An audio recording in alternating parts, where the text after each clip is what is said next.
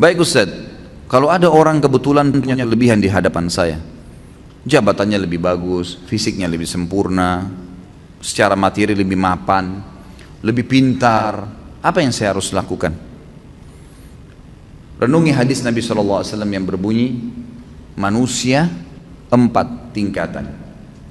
Yang pertama, Allah berikan kepadanya ilmu dan harta. Luar biasa, sudah cerdas, gagah, pinter, gitu kan? Kemudian kaya raya. Dan kata Nabi SAW, dia habiskan keduanya di jalan Allah. Ilmunya diajarkan, kemudian juga hartanya diinfakkan. Datang golongan yang kedua, yang Allah berikan kepadanya harta.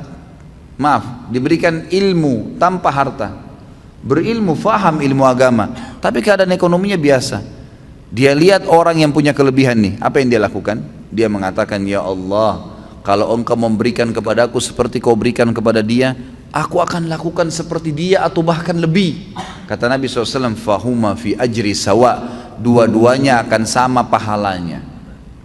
Karena memang yang kedua ini nggak punya harta, maka dia hubungkan itu dengan tekad yang kuat, niat yang baik kepada Allah SWT. Kalau dia dikasih, dia akan lakukan. Allah dengan kemahaadilannya berikan. Si yang pertama nggak dizalimi, dia dapat semuanya. Tapi yang kedua diberikan kelebihan oleh Allah SWT karena tekadnya yang baik. Golongan ketiga, orang yang Allah berikan kepadanya harta tanpa ilmu, nggak ada ilmunya, kaya raya tapi luar biasa, cuma nggak tahu mana halal mana haram, nggak pernah tahu masalah urusan akhirat, ada surga dan neraka, nggak pernah berpikir kalau mati di alam barzah nanti akan ada masalah kalau dia banyak dosa. Diberikan, dihabiskan hartanya di jalan kemaksiatan kepada Allah, bangun diskotik, bar, sibuk dengan itu. Kemudian datang golongan keempat, ini yang luar biasa, ya. Kejahilan yang luar biasa. Jangan jadi golongan ketiga aja, nggak boleh, apalagi golongan keempat. Orang yang tidak dikasih ilmu, nggak dikasih harta, miskin, ya kan gitu, dan juga tidak ada, bodoh, nggak ada ilmunya. Yang dia jadikan tolak ukur bukan golongan pertama sama kedua, tapi golongan ketiga.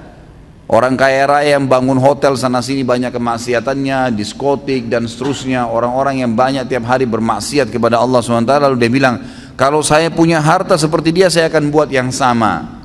Maka kata Nabi SAW, fahuma fi wazri sawa, ini orang ini sama-sama dosanya.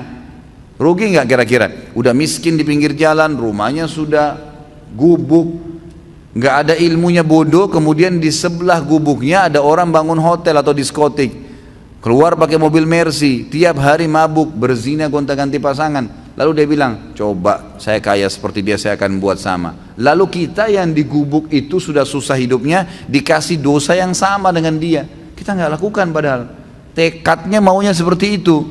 Maka ini kata Nabi SAW, fahuma fi wazri sawa, ini sama dosanya.